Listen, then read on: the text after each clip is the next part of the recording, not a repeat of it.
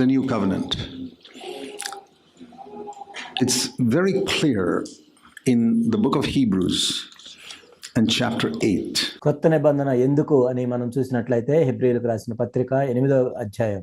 Some very important verses. Verse 7.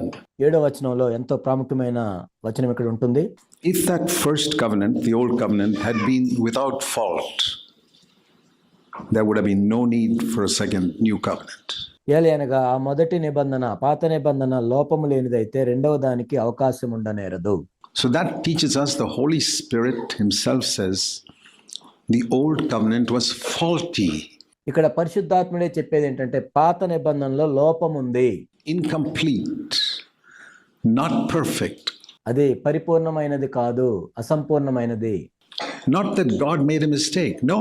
అంటే ఇక్కడ దేవుడు తప్పు చేశాడని కాదు. It's not like some car model that they discover is faulty and they make a better one rectifying that fault. అంటే ఇది ఒక కారు తయారు చేసినప్పుడు అందులో ఏదైనా లోపం ఉందని కనిపెట్టి మరలా తీసుకుని వచ్చి మరలా ఆ తప్పును సరిదిద్దినట్టు కాదు. God never makes a mistake. దేవుడు ఎప్పుడు కూడా తప్పు చేయడు. So what does it mean when it says the old covenant was faulty? ఏంటి ఇక్కడ పాత నిబంధన లోపం కలిగింది అంటే ఏంటి? It means that it could not accomplish what God wanted to accomplish in man. అంటే దేవుడు మానవునిలో ఏదైతే చేయాలనుకున్నాడో అది ఇది చేయలేకపోయింది. Because God had to do something else. ఎందుకంటే దేవుడు మరొకటి చేయాల్సి వచ్చింది before he could do that. And that something else was Jesus Christ. ఆయన వేరేది చేసేదానికి ముందు ఏంటంటే అది యేసుక్రీస్తు ప్రభువుని దేవుడు పంపించాడు. Coming in our flesh, living that life for 33.5 years and dying and being raised up from the dead. ఆయన మన శరీరం వంటి శరీరాకారంలో వచ్చి 33.5 సంవత్సరాలు ఈ భూమి మీద జీవించి ఆయన మరణించి మరలా పునరుద్ధరణయ్యాడు. And ascending to heaven. పరలోకమునకు ఆరోహణమయ్యాడు. Because that was not yet done. అది ఇంకా జరగలేదు కాబట్టి ఈ రెండవది రావటానికి ముందు జరిగింది. Therefore, in the sense the old covenant was faulty, it could not make man perfect. ఆ విధంగా చెప్పాలంటే పాత నిబంధన లోపము కలిగినది, ఒక మానవుణ్ణి సంపూర్ణంగా చేయలేదు అది. In God's eyes. దేవుని యొక్క దృష్టిలో. It could not justify man before God's eyes so that he's. దేవుని యొక్క దృష్టిలో మానవుణ్ణి ఉచితముగా అది తీర్పు తీర్చలేదు. God accepts him as if he's never sinned. ఇతడు ఏ పాపము చేయలేదు అన్నట్లుగా దేవుని ఎదుట మానవుణ్ణి పాత నిబంధన నిలబెట్టలేదు. That could only be possible after Christ shed his blood. క్రీస్తు తన రక్తమును చిందించిన తర్వాతే అది సాధ్యమవుతుంది. And till Christ had ascended up and gone before heaven, we had no acceptance before God. యేసుక్రీస్తు ప్రభువారు భూమి మీదకు వచ్చి ఆ తర్వాత మరలా పరలోకమునకు వెళ్ళేదాకా కూడా మానవుడు దేవుని ఎదుట అంగీకరించబడలేడు. We could not be clothed with the righteousness of Christ, however holy an Old Testament person was.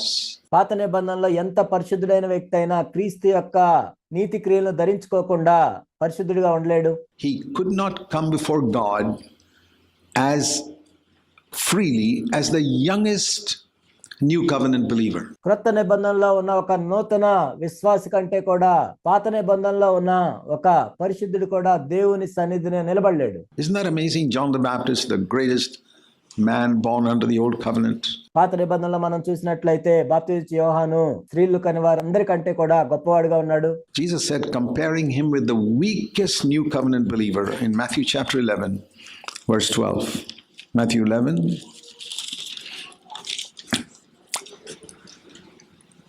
from the days of John the Baptist the kingdom of heaven is preached. Sorry, verse 11. Matthew 11 verse 11.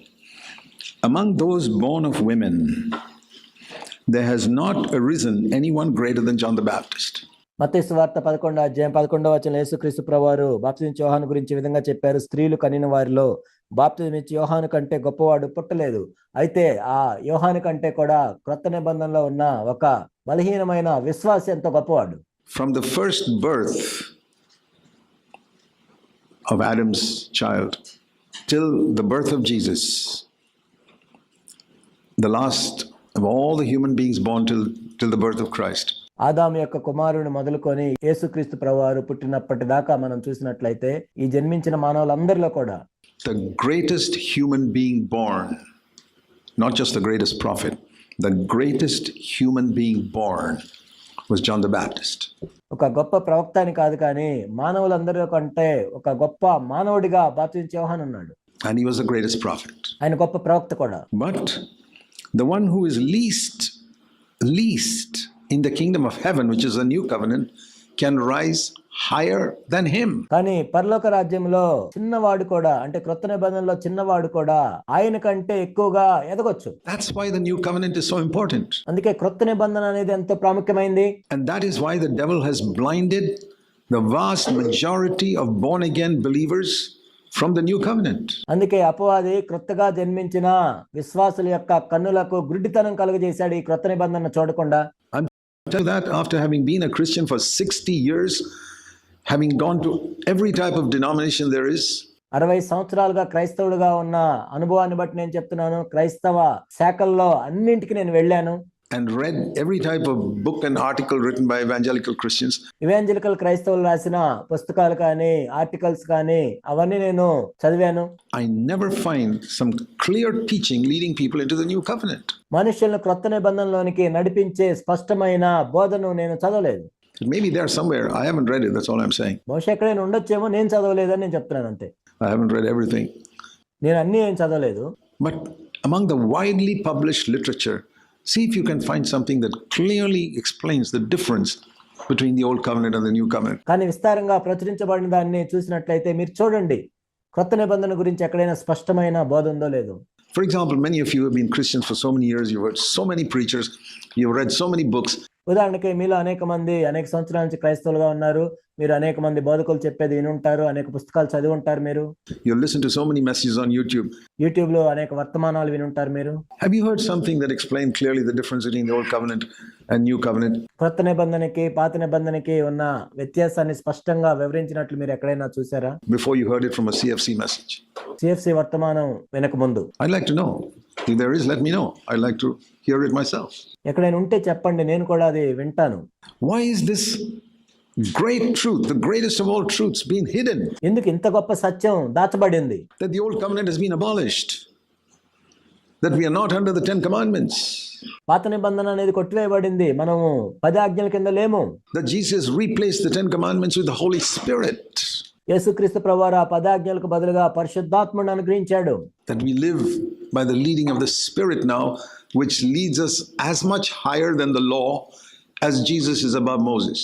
ఆత్మ నడిపింపు ద్వారా మనము ఆ ధర్మశాస్త్రం కంటే కూడా ఎంతో ఉన్నతంగా మనం వెళ్ళొచ్చు.